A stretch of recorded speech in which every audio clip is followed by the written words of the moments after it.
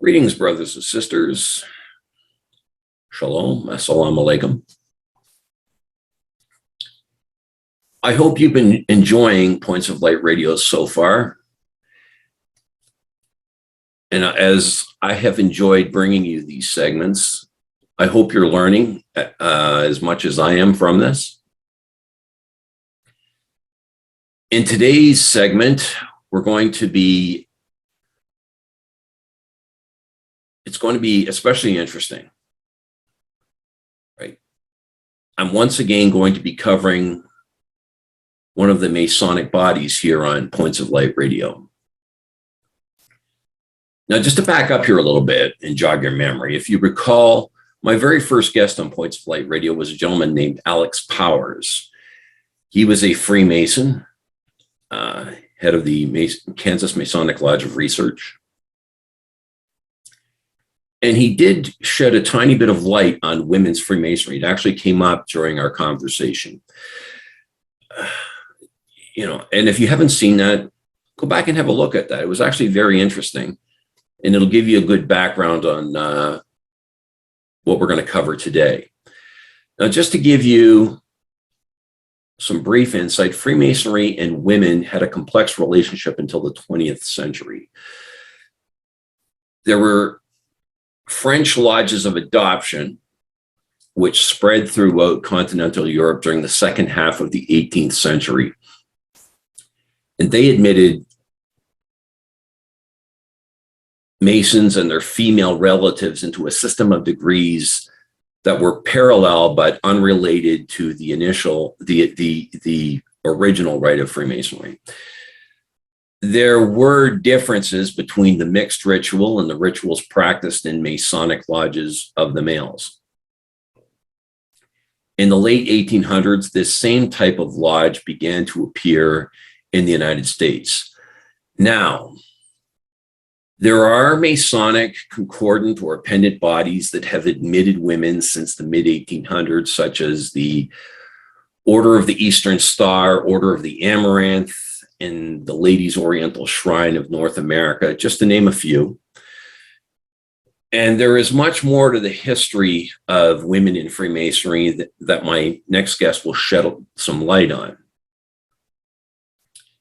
And that guest will be Christine Chapman. Mrs. Chapman is a member of Freemasonry for Women in the United Kingdom, where she's a member of the Constance Leaver Lodge No. 39. Mrs. Chapman has held chairs of Assistant Grand Master and Grand Master within her lodge. She's also been a member of Mark Masonry, the Royal Ark Mariners, the Holy Royal Arch, Ancient and Accepted Rite, and Knights Templar.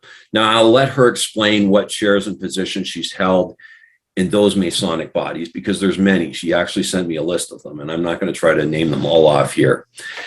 Now, to quote from the Freemasonry for Women website, the Honorable Fraternity of Ancient Freemasons, which is now known as Freemasonry for Women, is a fraternity for women and organized by women. It was founded in 1913, and membership is open to women of any race or religion who are able to profess their belief in the Supreme Being. I'm really excited and honored to feature her as my guest here on Points of Light Radio. And let's have Mrs. Chapman shed some further light on Freemasonry for Women. So are you ready? Are you still hungry for knowledge? Are you still thirsty for the light? Then just trim your lamp. Follow me.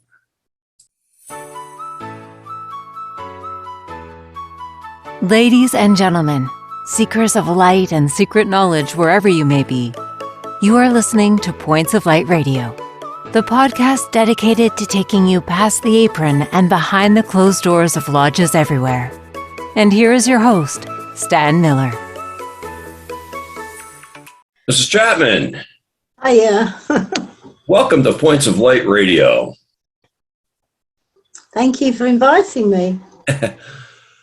You are a member of Freemasonry for Women. Why don't you tell my listeners and viewers about yourself? Well, I joined Freemasonry back in the dark ages in 1976, as a long while ago, and it was as a result of my mother being a member. Okay. She invited me to join, and that's how I came to be a Freemason. Okay. And as I understand it, you've held a number of positions within Freemasonry for Women. And what exactly were those? Well, like all Freemasons, I followed a path towards the chair of the lodge, and that was in Constance Leaver Lodge, my mother lodge, and that was I became master in 1983, and I did several stints as master in that lodge, and I also went through in Mark Masonry and also in the Royal Arch degree and the Rose Croix degree, the 18th degree. And I think it was about 2003, I was offered my first Grand Lodge position as a steward, a Grand Steward. And in 2010, I became the Assistant Grand Master. Wow. And in 2014, I became the Grand Master. Now, you're also in a number of other dependent bodies of Freemasonry. You mentioned Rose Croix, but you're also Shrine, I believe you said, or? No, we don't have Shrine. For women, no. So what else are you involved in? We have got Knights Templar. Okay, yeah. And Knights Templar priest. Wow. And we're hoping to start Athelstan, the courts of Athelstan soon as well. And you've been involved in that as well? Yes. Wow. Okay, well, what exactly does Freemasonry for Women do? Do they like charitable works, things like that?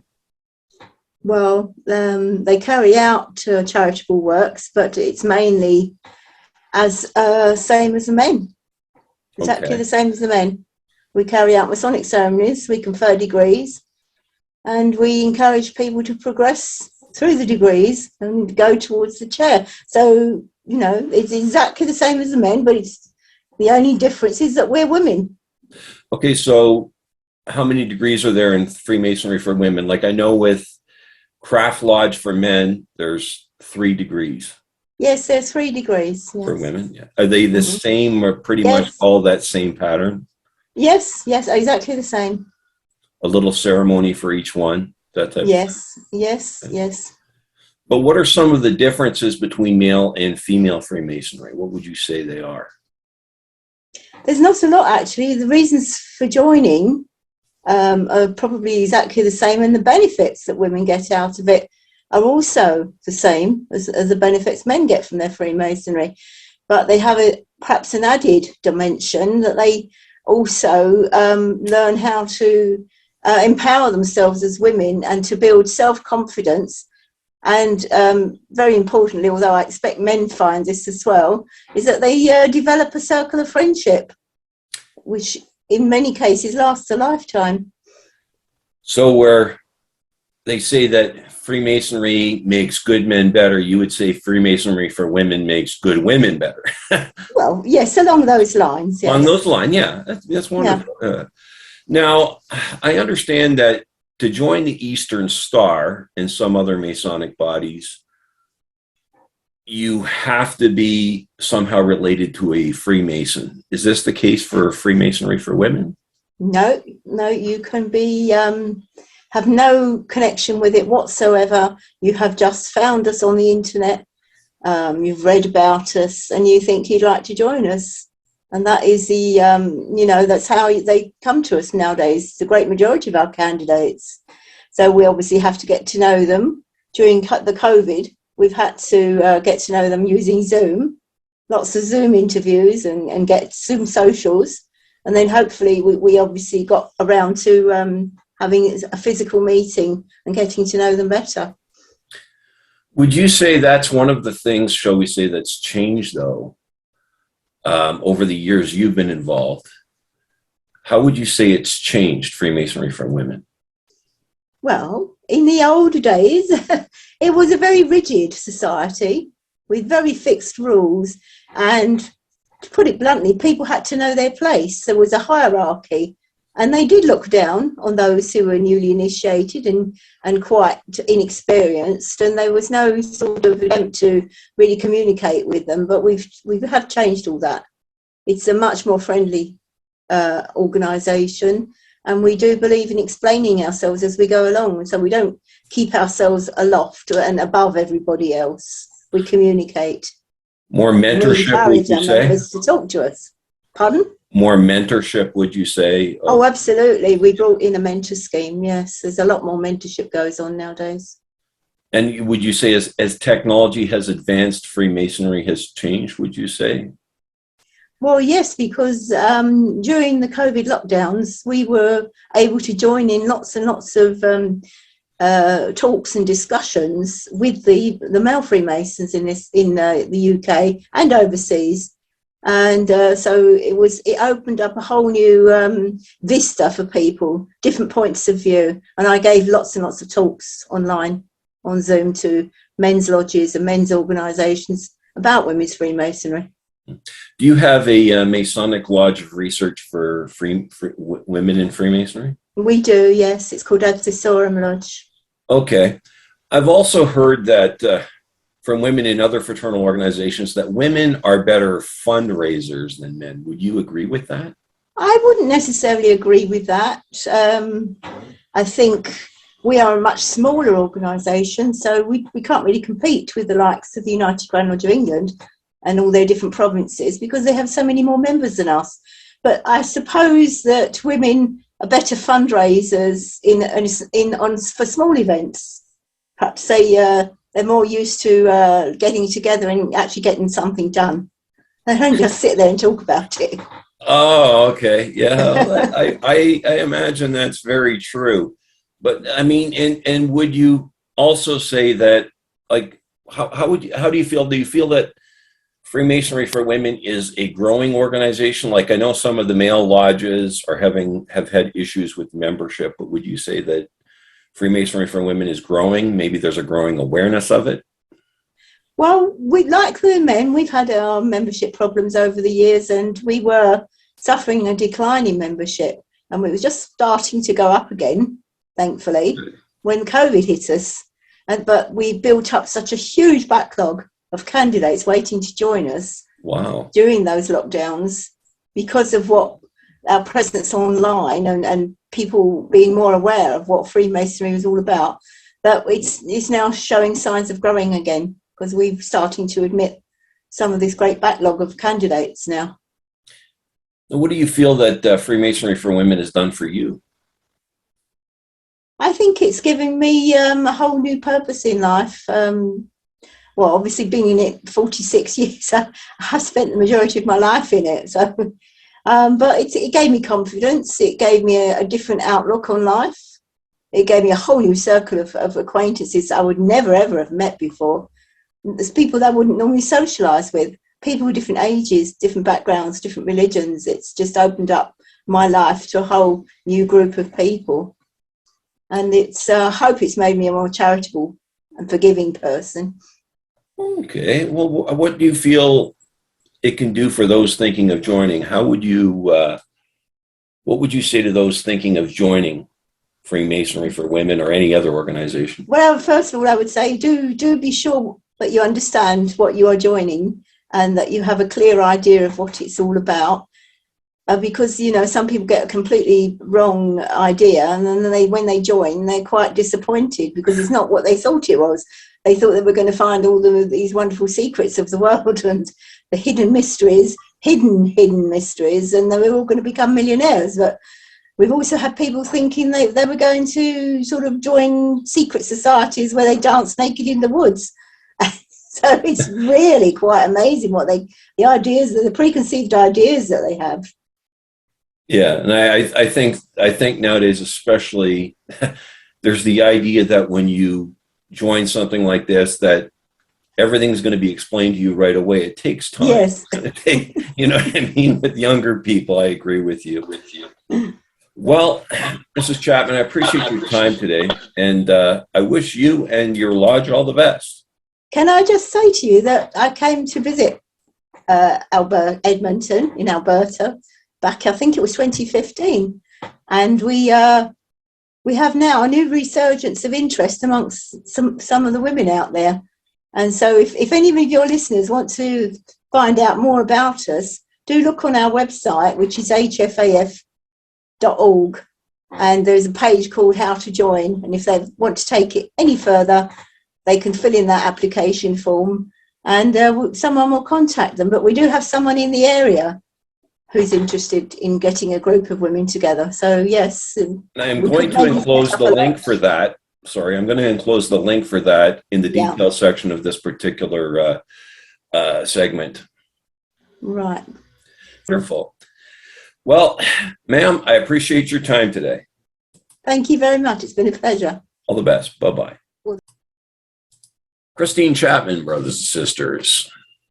Wasn't that interesting? And didn't you find her very passionate as well? She just explained what Freemasonry for Women had done for her and the friends she'd made. And I had no idea that Freemasonry for Women was that big, or that women were that involved in Freemasonry. You know, when I think of Freemasonry, and I'm sure you as well, when I think of the men's lodges and the regalia and things of that nature, but you know, today we really learned something, and at least I did. And but that's what Points of Light Radio is here for, isn't it? And I am not finished with women in Freemasonry yet. I'm anxious to interview some women from the Daughters of the Nile and the Order of the Amaranth. I've reached out to them, and I'm waiting to hear back. And if you're involved in one of those organizations, please do us all a favor here and reach out to me. You can see on my Facebook page, you can see the Points of Light Facebook page, you can see the email address. Reach out to me. And I also, like I said, if you've received one of my emails and you're in one of those organizations, like I said, get back to me, because I will feature your organization here on Points of Light Radio. But I'm afraid we're going to have to part ways here, brothers and sisters, for the time being. But before I go, I want to remind you that this podcast is available on both YouTube and Spreaker. Please share, like, and subscribe when viewing Points of Light Radio on YouTube. I also welcome your comments and input. You can follow Points of Light Radio on my Facebook page at facebook.com/Points of Light Radio. My Twitter handle is at PO Light Radio. You can see the links to my Spotify channel and my Points of Light Radio store in the details section of this particular segment. I'll also point out that Points of Light Radio is available to advertise your fraternal store or event. You can reach out to me there again. If you go to my Points of Light Facebook page, you can see the email address that you can reach out to me on. But until we meet again, brothers and sisters, it's always a pleasure spending time with you.